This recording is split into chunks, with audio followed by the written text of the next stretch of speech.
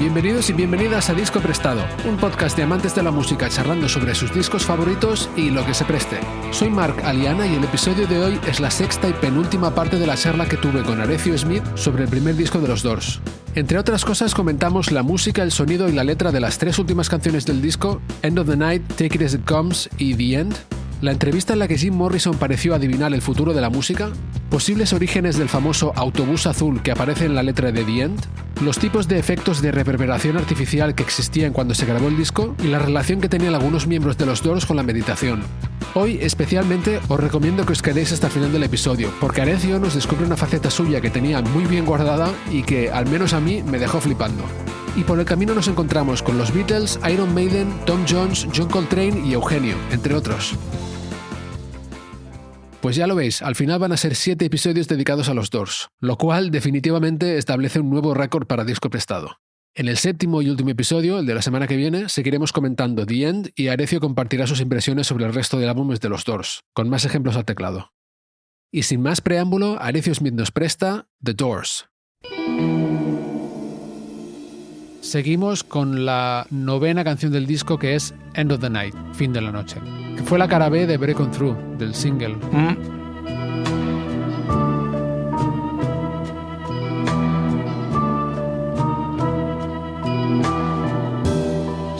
the highway to the end of the night, end of the night, end of the night.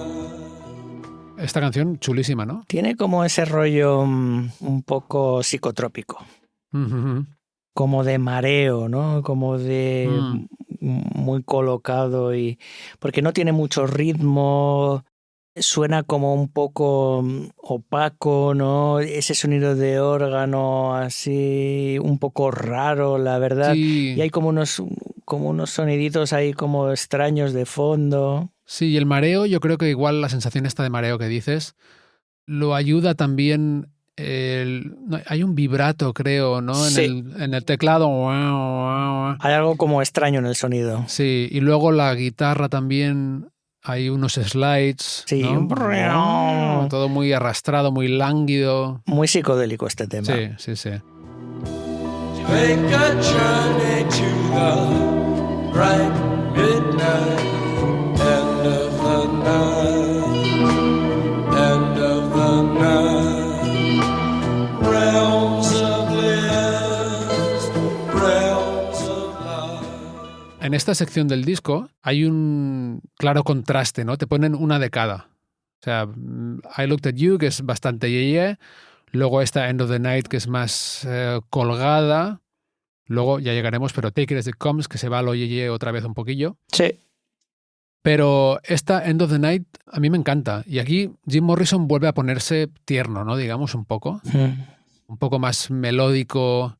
Este contraste con la voz muy aterciopelada que tiene, que oyes todo ese aire que sale ¿no? Que se le escapa por las cuerdas vocales.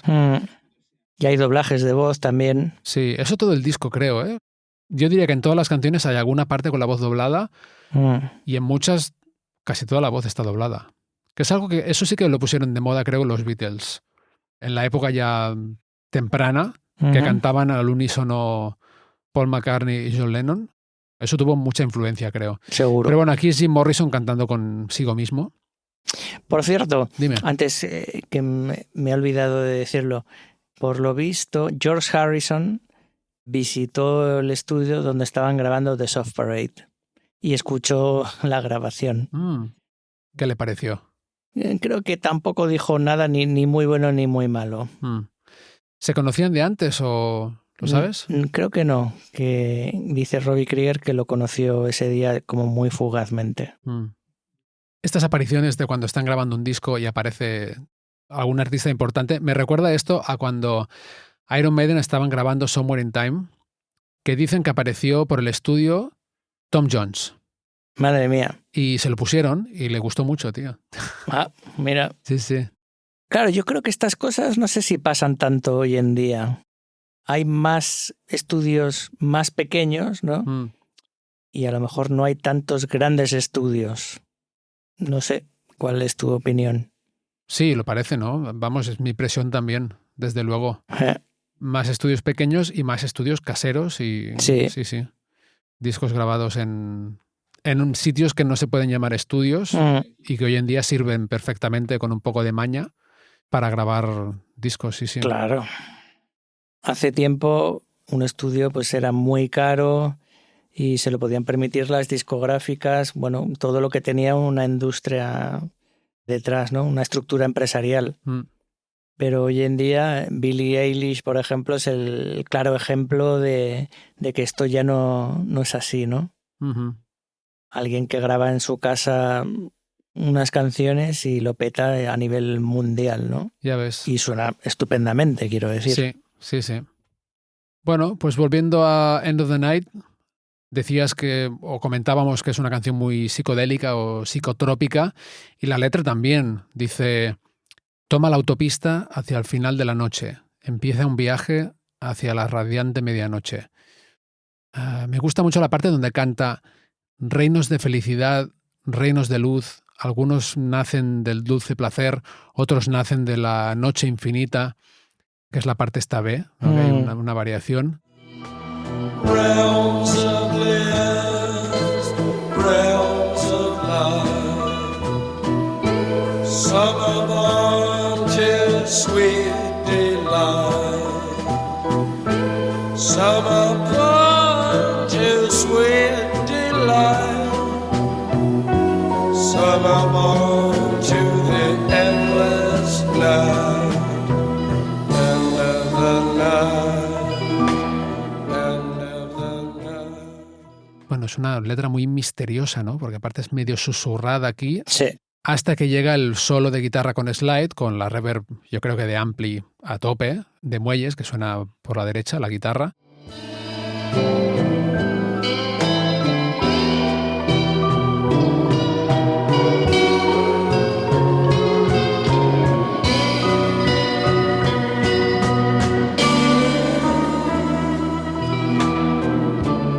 Y luego empalma con esa parte más intensa, ¿no? Cuando vuelve la voz. Sí, un clímax, ¿no? Sí, hay como un clímax.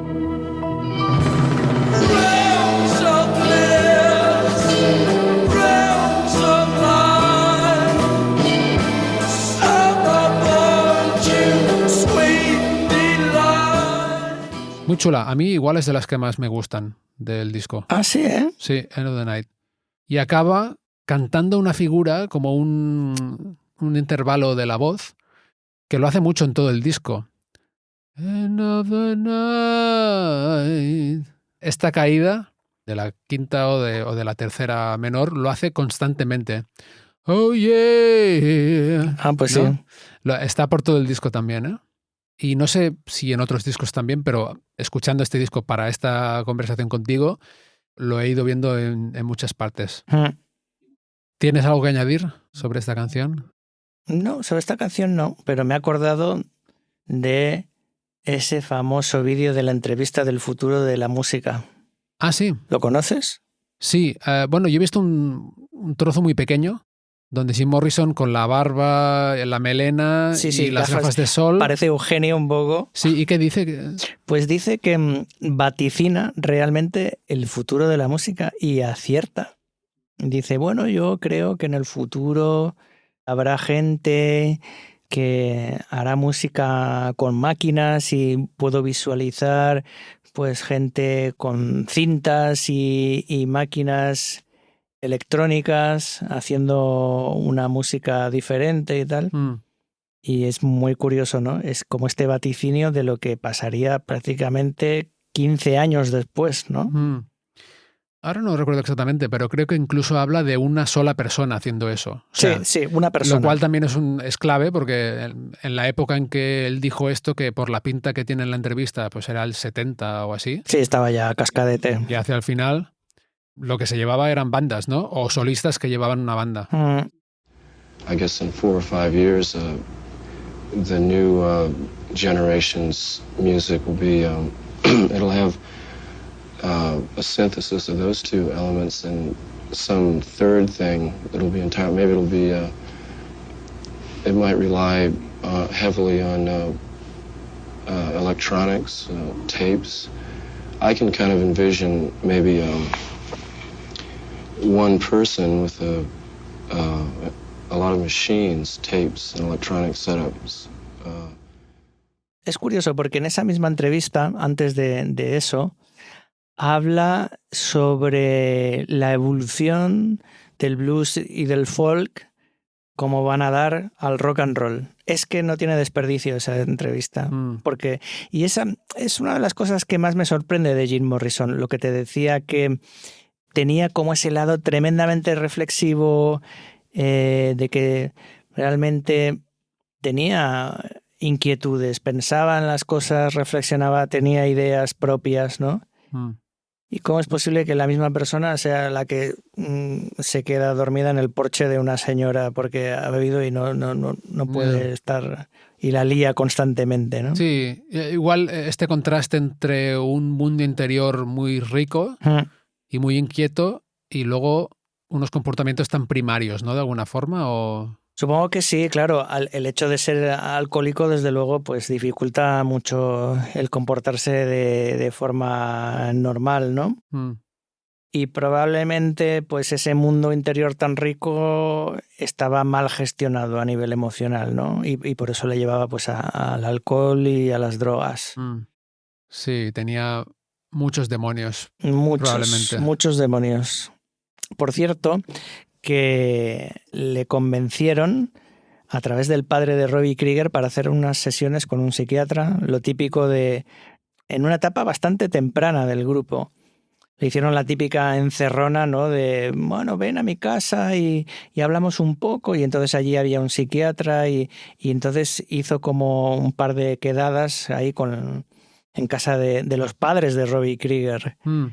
Y como decía, bueno, sí, claro, no, sí. Decía que sí, pero luego hacía lo que le daba la gana, le daba todo igual realmente. Claro, y el tema de la salud mental también en esa época era otra película muy distinta a lo que hay ahora. Sí. Aún hay camino por recorrer, ¿eh? Sí, yo creo que hay un sí. estigma muy bestia aún. Pero vamos, en esa época, aunque fuera California... Sí, pero fíjate que tuvo la suerte, aunque no le sacase mucho provecho, de encontrarse con una persona que había recurrido a un psiquiatra, que esto lo cuenta Robbie Krieger, y que bueno, que lo veía como algo normal y necesario, ¿no? Y por eso le organizaron como esas sesiones, que bueno, no fructificaron, pero bueno. ¿Esa persona era el mismo Robbie Krieger? No, su padre. Ah, su padre. Su padre había ido al psiquiatra, sí. Time to live, time to lie, time to laugh, time to die. Take it easy, baby, take it as it comes. Don't move too fast, and you want your love to last. Are you the moving, must you fail? Pues seguimos con el penúltimo tema del disco, que es Take It As It Comes. Tómalo tal cual venga.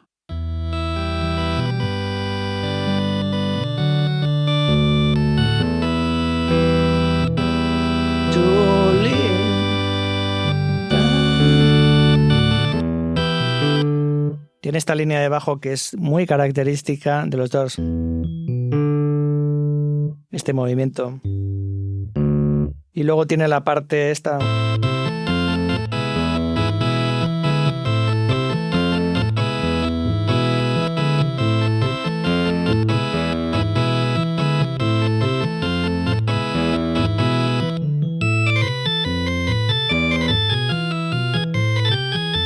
Ole. Uy, no me lo sé.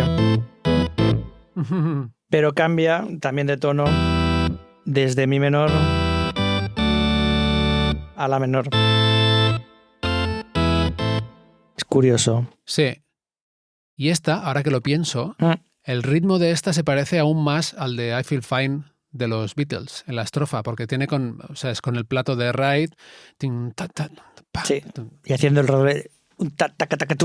Ese, de los dos redobles del disco. Yo creo que los hacen los dos, los va alternando. Muy bien. Time to walk, time to run, time to aim your arrows at the sun. Take it Oye, creo que vale la pena comentar la reverb de la voz que hay en este disco. Yo te tengo que decir que alguna vez que me han mezclado alguna canción y tal, he pedido, quiero una reverb como esa, como la de Jim Morrison en el primer disco. ¿En serio? Sí, tío, porque ¿qué es eso? ¿Es una reverb de planchas, dirías? Yo no entiendo tanto, pero yo diría que sí. Desde luego en The End suena majestuoso, ¿no? Sí, aún se distingue más. Pero es un aspecto psicodélico, yo creo, que del sonido de los Doors de esta época, que hay mucha reverb en la voz, aparte de que esté doblada y tal. Yo tampoco soy un experto en reverbs, ¿no? Decimos reverb, es el efecto este de reverberación artificial. ¿Tienes ahí algo para demostrar? Hombre, claro. Con y sin reverb? En este caso no en la voz, pero... En el órgano. Sin reverb. Con reverb de catedral. me he pasado. Sí. Claro, un punto intermedio. Ah. Pero bueno, lo usaban también en el teclado un montón. Sí. Sí, pues digo que no soy un experto en efectos de reverb, pero bueno, para explicarlo un poquillo a la gente que nos escuche, en esta época yo creo que había dos tipos de reverb solamente, de reverberación artificial. La de muelles, ¿no? Que el sonido se va a un muelle y ese resorte genera unas vibraciones que se parecen a una reverberación de una habitación. No se parecen tanto, pero es lo que más se parecía en el momento. Sí.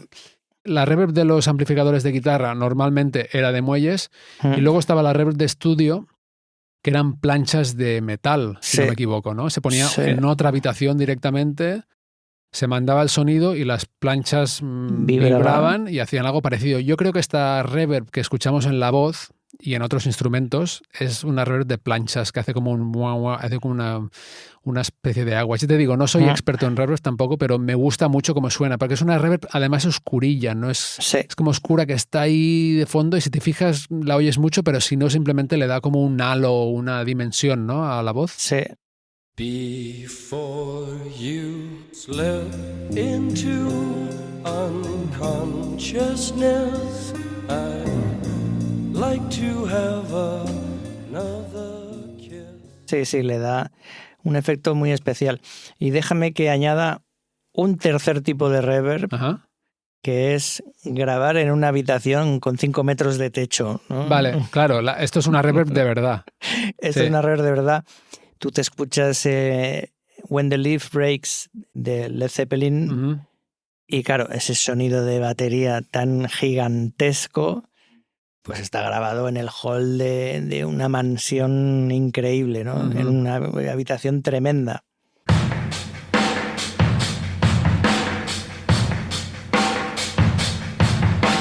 Pero claro, necesitas una habitación tremenda para grabar eso. Claro, y poder llevar el equipo de grabación hasta allí, que en ese momento esos equipos eran muy grandes y costosos, se podían romper, yo qué sé. Sí. No todo el mundo podía hacer eso. Luego ya me imagino que las reverbs digitales aparecen en los 80 o así, ¿no? Igual un poco antes, no lo sé. Sí, claro, no lo sé con exactitud. Desde luego en los 80, cuando se inventaron las reverbs así en general, hubo un cambio en la música importante, ¿no? Estaba todo inundado de reverb. Todos los 80 estaba todo inundado de reverb. Sí, total. Y mira, ya que estamos, voy a enseñar la reverb que estoy usando yo también para la guitarra hoy. Sin reverb.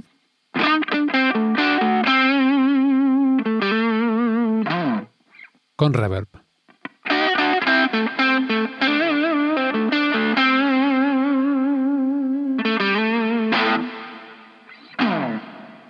Esto es una reverb digital emulando una de planchas. Ah, sí, ¿eh? Sí, es bastante resultona, ¿eh?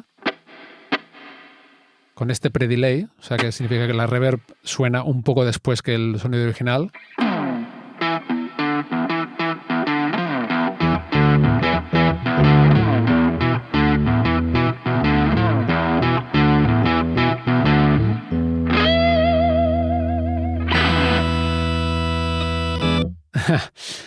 Luego, claro, cuando están todos los instrumentos juntos se distingue menos, pero ayuda a darle, bueno, un plano y una profundidad y un ambiente también a todo, ¿no? Sí. Y mola, es curioso cómo estos intentos tempranos de imitar algo natural, en este caso imitar una reverberación natural de forma artificial, se convierten en algo que mola en sí mismo, ¿no? Porque luego yo, por ejemplo, este tipo de reverb que es defectuosa a propósito, yo la he usado muchas veces porque me gusta cómo suena no sé, o la reverb de muelles, de amplis de guitarra que se sigue usando un montón. Un poco como los sintes, ¿no? Que al principio intentaban imitar muchas veces sonidos reales, pero luego se convierte, ya no quieres que suene real. No. Lo que te interesa es que suene a ese sinte artificial que se parece a un violín o lo que sea, ¿no? Y lo surrealista es que ahora se fabrican sintetizadores para que suenen igual de mal que los sintetizadores primigenios, ¿no? Exacto. Lo cual ya es rizar el rizo doblemente. Hola, soy Marc. El episodio todavía no ha terminado, pero si te está gustando Disco Prestado, quiero pedirte un favor rápido, fácil y gratis. Que compartas este humilde podcast independiente directamente con alguien. Ese colega de toda la vida con el que te prestabas discos, esa compañera de trabajo con la que siempre acabas hablando de música, o incluso ese grupo de WhatsApp lleno de frikis como nosotros. Ellos te lo agradecerán, o al menos eso espero. Y yo también. Y ahora volvemos a la charla. La letra de Take It As It Comes, que como he dicho significa tómalo tal cual venga, yo creo que va sobre aceptar lo que te dé la vida a tu propio ritmo, ¿no? Como con más calma. Es un poco autoayuda, ¿sabes? ¿Ah, sí? Meditación, sí. Tiempo para vivir, tiempo para mentir. Claro, lie podría ser mentir, pero yo creo que se refiere a tumbarse, ¿no? Tiempo para reír, tiempo para morir. Y luego dice, tómatelo con calma, nena, tómatelo tal cual venga, no vayas demasiado deprisa si quieres que tu amor dure. Has estado yendo demasiado deprisa, ¿no? Como, igual, no sé, una crítica muy ligera al estilo de vida así ajetreado y tal.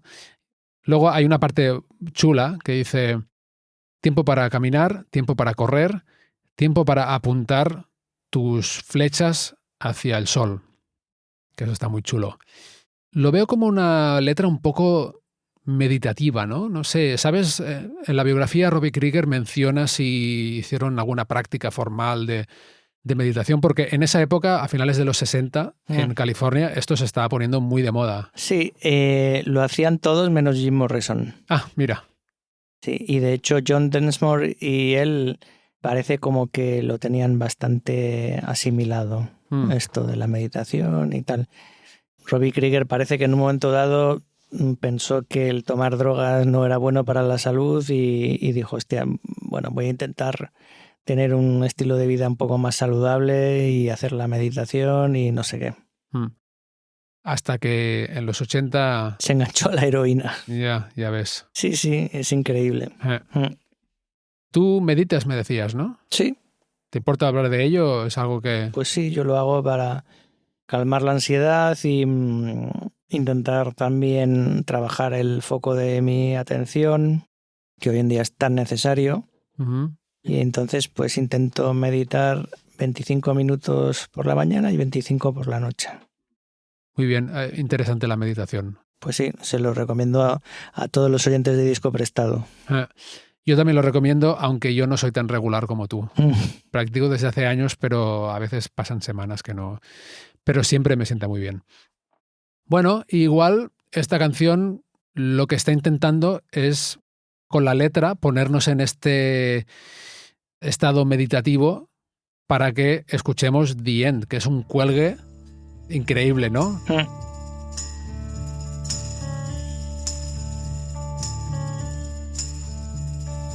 This is the end, beautiful friend. This is the end, my only friend. The end. ¿Qué te parece esta canción? The End es, yo creo que como la forma de expresión que realmente es el arquetipo de los Doors, es como su seña de identidad. Porque, claro, ¿cuántos temas de 12 minutos están en un álbum, ¿no? De esta época sin apenas cambios de acordes, con estas letras tremendamente oníricas, que en teoría, y parece que es así, que originalmente el tema es un tema que va de una ruptura sentimental, ¿no? Se acaba la relación, ¿no? Pero claro, Jim Morrison empieza en los conciertos a improvisar en medio, ¿no? Y como tenían que rellenar y él le improvisaba y bueno, claro, era una persona tan instruida, tan leída y tenía como ese bagaje y ese mundo filosófico, onírico. Sí, esa facilidad con la palabra, con los sonidos del lenguaje. Y también cómo el grupo teje como una red, un colchón que te atrapa, ¿no? Un poco. Ese sonido un poco como envolvente, ese mantra del bajo, ¿no?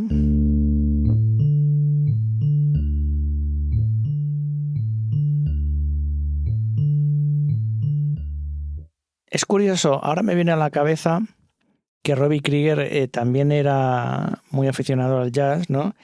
Y me pregunto si habría escuchado a Love Supreme de John Coltrane, con este concepto, ¿no? De coger como un mantra y desarrollarlo. Bueno, en cualquier caso, para mí cuando lo escuché, cuando era adolescente, me evocaba como unas escenas de fantasía, ¿no? De psicodelia. Esos textos, ¿no? The killer walked before dawn. He put his boots on. He took a face from the ancient gallery and he walked down the hall, ¿no? Dice. Sí, el asesino se despertó antes del amanecer, se puso las botas y tomó una cara de la galería antigua y siguió caminando por el pasillo. Sí. Que esto lo recita. Sí, lo recita. The killer awoke before dawn. He put his boots on. He took a face from the ancient gallery and he walked on down the hall.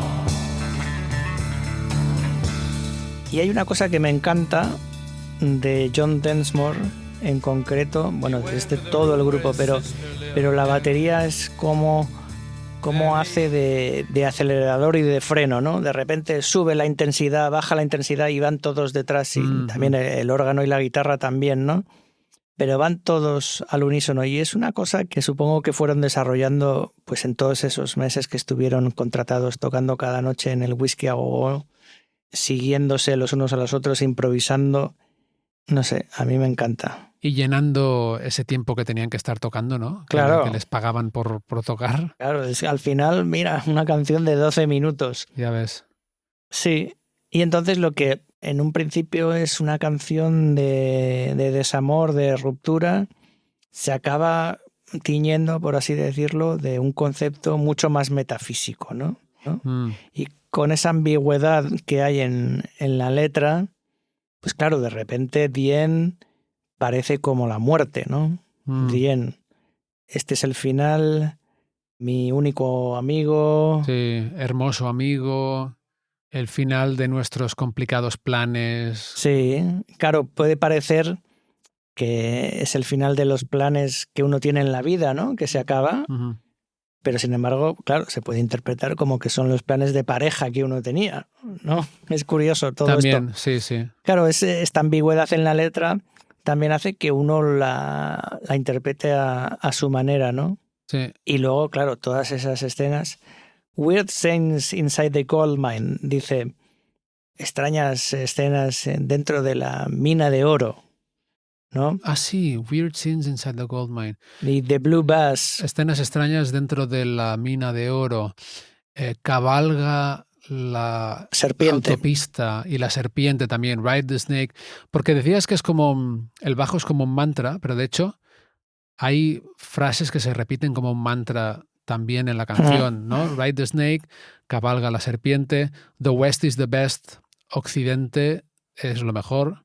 ¿Occidente o el oeste? Sí, se puede interpretar de las dos formas. el autobús azul te está llamando. Hostia, es que es muy psicodélico, realmente. Sí, esto del autobús azul lo explica Robbie Krieger en su libro.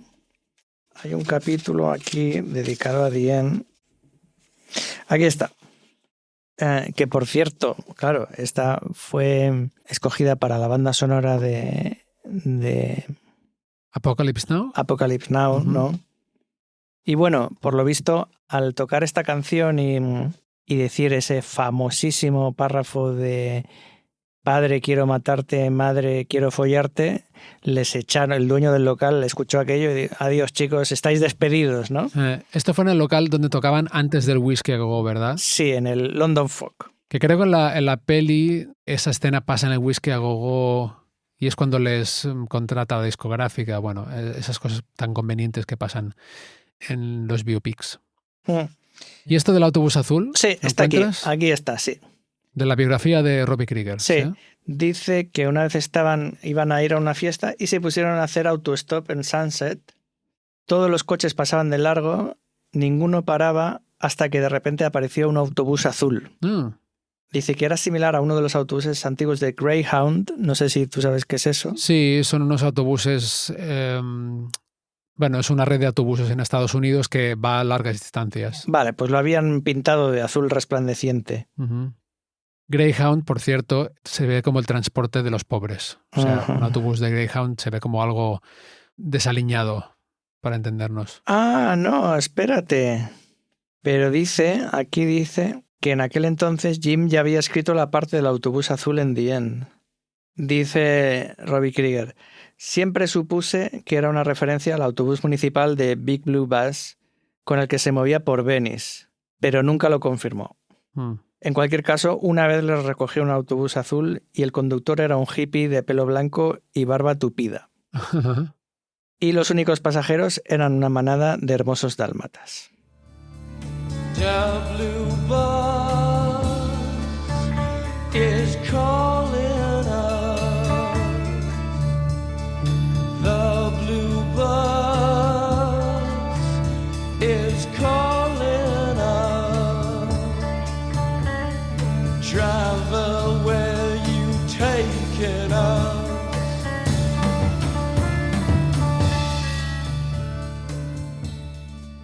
Bueno, aquí tengo una cita de Raymond Sarek hablando del autobús azul también.